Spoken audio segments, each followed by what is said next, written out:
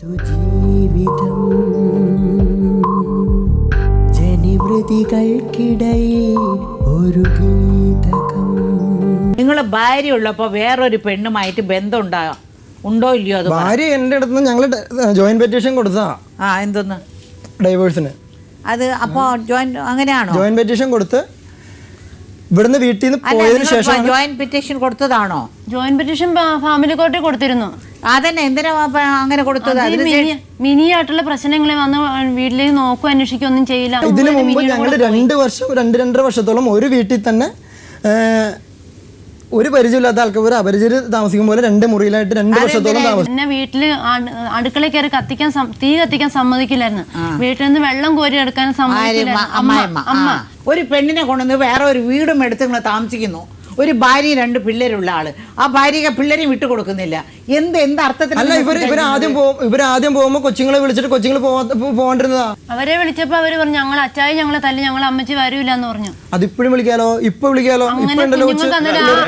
ആ പ്രായം മാത്രമല്ല. അന്നേരം അതിൽ നിന്ന് എന്താ ഒറ്റ സെന്റൻസ് മനസ്സിലായില്ലേ? നിങ്ങളെ ഭയന്നിട്ടാണ് ആ കുട്ടികളെ ചെല്ലാത്തത്. എന്റെ വീട്ടിലുള്ള പല പ്രശ്നങ്ങളൊക്കെ കാരണം കൊണ്ടല്ലാതെ പ്രത്യേകിച്ച് മുരുകനൊന്നല്ല അതിന് കാരണക്കാരൻ. പിന്നെ എനിക്കൊരു കാര്യം പറയാനില്ല. ഇന്നലത്തെ ഞാനിപ്പോ ഇങ്ങനെ വന്നു 2 ഭാഗത്തു നിന്നുള്ള തെറ്റാണ്, ഞാൻ സമ്മതിച്ചു. ഞാൻ അവനെ പിടിച്ചു വെക്കണില്ല. ഞാൻ എന്നും പറയാറുള്ളൂ നിങ്ങൾ ഒരുമിച്ച് ജീവിക്കുന്നു പറയാറുണ്ട്. ഇതിക്ക് മുന്നേ ഞാൻ പറയുന്നത് മനസ്സിലാക്കണം. കോടതി വഴി അവളെ പല പ്രാവശ്യം വിളിച്ചപ്പോഴും അവള് വന്നില്ല എന്നുള്ള അഭിപ്രായം പറഞ്ഞു. മുരുകനോട് ചേർന്നിട്ടാണോ വീടെടുത്തത്? അതെ അതെ. അങ്ങനെ ഇപ്പൊ 7 വർഷമായിട്ട് അവിടെ കൂടെ ജീവിക്കുന്ന ആള് ഈ കിട്ടുന്ന പൈസ കൊണ്ട് എന്ത് ചെയ്തു? എന്താ എനിക്ക് എന്റെ കുഞ്ഞുങ്ങൾക്ക് പോലും എന്റെ 2 വീട് പണിതു. ആദ്യം ഒരു വീട് പണിതു. അത് ഞാൻ ഇതുപോലെ ലോൺ ഒരു 10 പൈസ ലോണില്ല, 10 പൈസ ഒരു സ്ഥലത്ത് നിന്ന് കടം വാങ്ങിച്ചിട്ടില്ല. ഇപ്പൊ ഈ വീടിന് മാത്രം ഈ 60 രൂപ എനിക്ക് കടമുള്ളൂ. അതൊക്കെ ഞാൻ സ്വന്തമായിട്ട് പണിയെടുത്ത് ചിട്ടി കൂടിയും അങ്ങനെയൊക്കെ പണിത് ആദ്യത്തെ വീട്. അത് വിറ്റു. ഇവർ പോയപ്പോ അത് വിറ്റിട്ട് വേറെ സ്ഥലം വാങ്ങിച്ചു. ഇവർക്ക് ഡൈവേഴ്സിന് ഇവർക്ക് പൈസ കൊടുക്കണമെന്നുണ്ട്. അത് ഉണ്ടാക്കാൻ വേണ്ടിയിട്ടാണ് ആ വീട് വിറ്റത്. വേറെ 4 സെന്റ് സ്ഥലം വാങ്ങിച്ച് 700 സ്ക്വയർ ഫീറ്റുള്ള വീടും പണിതു. അപ്പൊ നിങ്ങൾ ജീവിക്കാൻ വേണ്ടി ആരോടെ ജീവിക്കാൻ വേണ്ടി? ഞങ്ങള് അതിനുശേഷം ആരോടെ ജീവിക്കാൻ വേണ്ടി? അതല്ല ഞാൻ പറഞ്ഞു. സെന്റൻസ് പറഞ്ഞത് എത്ര സീരിയസ് ആണ് നിങ്ങളുടെ സ്വഭാവത്തിന്റെ ഒരു വലിയൊരു വൈകല്യമല്ലേ ഇത്? മിനിയോട് നിങ്ങൾക്ക് സ്നേഹമില്ല, നിങ്ങളുടെ ഭാര്യയോട് മിനിയോട് സ്നേഹമില്ലാഞ്ഞിട്ടല്ല ഞാൻ ഒഴിവാക്കാന്ന് പറഞ്ഞേ. അല്ല, ഇവരെ കൊണ്ടുപോയ സെന്റൻസിൽ എനിക്ക് അവരോടും മിനിയോടും സ്നേഹമില്ല. നിങ്ങളുടെ അവസ്ഥ നിങ്ങൾ പറഞ്ഞില്ലേ, ചെറുപ്പത്തിൽ എൻ്റെ അമ്മയും അച്ഛനെ എപ്പോൾ നോക്കിയാലും വഴക്കുണ്ടാക്കി, ഇങ്ങനെ കുടിച്ചിട്ട് അച്ഛൻ വന്ന് വീട്ടിൽ ഭയങ്കര ബഹളമൊക്കെ ഉണ്ടാക്കി എന്നൊക്കെ പറയുമ്പോൾ ആ മനസ്ഥിതി തന്നെ പിള്ളേർക്കുണ്ടാവില്ലേ? അങ്ങനെയുള്ള പിള്ളേരാണ് ഈ ഡ്രഗ്സും അതും ഇതും പ്രശ്നങ്ങൾ വരുമ്പോഴാണ് ഈ പിള്ളേർ ഇതൊക്കെ ചെയ്യുന്നത്. അതിനിടയ്ക്ക് ഇവരും ആത്മഹത്യാ ഭീഷണി എപ്പോഴും. അപ്പൊ ഞാൻ എങ്ങനെ വിശ്വസിച്ചുകൊണ്ടാവും?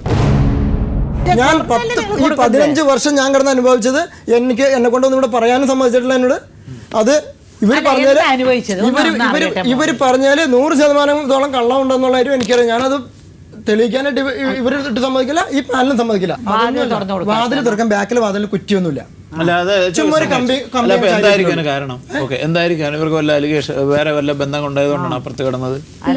എന്തായിരിക്കും കാരണം? ഈ ഒരു ദിവസം കുടുംബശ്രീയുടെ കണക്ക് എഴുതാൻ പോയ ആള് പിറ്റേ ദിവസം ആ വീട്ടിലെ പെണ്ണിന് കൂട്ട് കിടക്കാൻ പോയെന്ന് പറഞ്ഞു. നമ്മുടെ 2 കുട്ടികൾ ഇവിടെ കിടക്കുമ്പോ ആ കുട്ടികൾക്ക് കൂട്ടെടുക്കണോ, അപ്പുറത്തെ വീട്ടിലെ കല്യാണം കഴിച്ചു വന്ന പെണ്ണിന് കൂട്ടെടുക്കാൻ പോണോ? രാവിലെ അല്ലെങ്കിൽ അമ്മ പറയും രാവിലെ ചോറ് കറികൾ എന്തെങ്കിലും വെച്ചിട്ട് ഇവരുണ്ട് കഴിഞ്ഞിട്ട് അന്നേരം തന്നെ ചേട്ടന്റെ അല്ലെങ്കിൽ അമ്മയുടെ അനിയത്തി കാക്കനാട് താമസിക്കും, അങ്ങോട്ടേക്ക് പോകും. എന്നോട് പറയല്ലേ, എൻ്റെ അടുത്ത് എന്റെ കുഞ്ഞുങ്ങൾ ഒരു ഉരുള ചോറ് പോലും ഉണ്ണൂലായിരുന്നു. ഈ അമ്മ അച്ഛനും കൂടി നിങ്ങളെ കൂട്ടിക്കൊണ്ട് പോയിട്ട് 2-3 ദിവസം കഴിയുമ്പോൾ വീട്ടിൽ വരുന്നത്. ഭർത്താവും വേണം, കുട്ടികളും വേണം, വേണം. കുറെ വിട്ടുവീഴ്ച ചെയ്യാൻ തയ്യാറാണ്. അതെ. അവര് ഇപ്പൊ ഇനി സ്കൂളിലെ 2 മാസം കൂടെ ഉള്ളൂ. അപ്പൊ അത് കഴിഞ്ഞ് TC മേടിച്ച് അവർ അവിടെ എന്നിട്ട് ഞാൻ എന്റെ ബാധ്യതയൊക്കെ തീരുമ്പോ ഇവിടെ ഒരു ചെറിയ വീട് വാടക എടുത്ത് അപ്പൊ എനിക്ക് വാടക കൊടുക്കാനുള്ള ഇത് കിട്ടും. ഈ വീട് ആരുടെ പേരിലാണ്? ഇപ്പൊ നിങ്ങളുടെ സ്വന്തമായിട്ടൊരു വീടുണ്ടോ? അത് അമ്മയുടെ പേർക്കാ. അപ്പൊ എന്നോടും ദേഷ്യം എന്നു വെച്ചാൽ ഞാൻ കുടുംബം നോക്കൂല, അത് നോക്കൂല, ഇത് നോക്കൂല എന്നുള്ള കണ്ടീഷനാണ് ഇപ്പൊ സംസാരിക്കുക. എന്റെ ഉണ്ടായിരുന്ന കാശ് മുഴുവൻ. അപ്പൊ ഇപ്പൊ നിങ്ങൾ മാറി നിന്നത് നിങ്ങളുടെ ഭാര്യയ്ക്ക് മാത്രമല്ല നിങ്ങളുടെ അമ്മയ്ക്കും അതില് വിരോധം ഉണ്ടെന്നാണ് അതിന്റെ അർത്ഥം. അപ്പൊ എന്റെ കാശ് മുഴുവൻ എടുത്ത് ഞാൻ ആ വീട്ടിൽ മുടക്കം ചെയ്തു. അല്ല, നിങ്ങൾ പൈസ മുടക്കിയ വീട് ആയതുകൊണ്ട് അമ്മയുടെ അടുത്ത് പറഞ്ഞ് മനസ്സിലാക്കണം. എനിക്ക് തരാനുള്ള സ്വർണ്ണം പുള്ളിയുടെ കയ്യിലുണ്ടെന്ന് പറഞ്ഞു. ആ സ്വർണ്ണം വിറ്റിട്ടാണെങ്കിലും അവർക്ക് കൊടുക്കാനുള്ള. അതിലൊരു കാര്യമുണ്ട്.